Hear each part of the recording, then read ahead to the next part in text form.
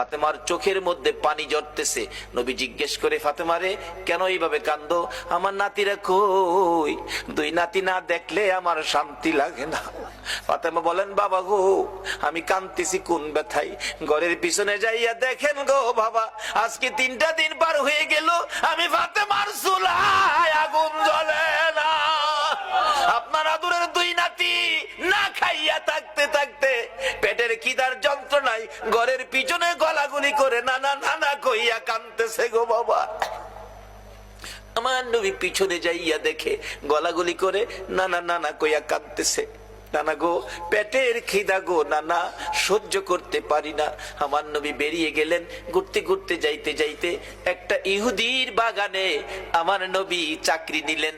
কুয়ার থেকে পানি উঠাবেন, গাছের গোড়ায় পানি দিবেন, পানি উঠাবেন, 1 বালতি পানি 8টা, 1 বালতি পানি 3টা করে খেজুর, এইভাবে 8 বালতি পানি উঠাইয়া হাসাইন হুসাইনের মায়ায় আমার নবী বাগানে চাকরি পর্যন্ত নিয়েছে। এই ভালোবাসার হাসাইন হুসাইনে কষ্ট পাবে, এই কাজ আপনারা কইরেন না। আমার নবী 8 বালতি পানি উঠাইয়া 9 বালতি পানি বুড়াইয়া টান দিলে রশি ছিঁড়ে বালতি কুয়ার ভিতরে পড়ে গেছে। ইহুদি দৌড়াই আসছে, পানি উঠাও পানি উঠাও। রশি ছিঁড়ে বালতি পড়ে গেছে, কি দিয়ে উঠাবো? ছিঁড়ে গেছে। না, তুমি ছিঁড়ে ফেলছো। আমার নবীরে কয়, নবী বলে ছিঁড়ে ফেলছে। আমার নবী বলেন, ইহুদি রে, আমি ছিঁড়ি নাই, ছিঁড়ে পড়ে গেছে। এই পর্যায়ে 1 কথা 2 কথা রাগ হইয়া নিষ্ঠুর ইহুদি, যেই নবীর চেহারায় জীবনে কোনদিন মশা মাছি বসে না, আমার নবীর গাল মুবারকে ইহুদি থাপ্পড় লাগাইয়া দিছে। আমার নবী একটা চিৎকার মারছে, ইহুদি রে, পেটের খিদা রে, আমার নাতিরা 3 দিন পর্যন্ত খায় না, আমি রাসূলও খাই নাই রে। 3 দিন না খাইয়া গালের গোশত শুকাইয়া গেছে রে ইহুদি, আমার গালে থাপ্পড় দিছস, বল তোর হাতে ব্যথা পাইছস নি? ইহুদি বলেন, কার গায়ে হাত তুললাম গো? আমি মারলাম, আমার জিগায় ব্যথা পাইছিনি।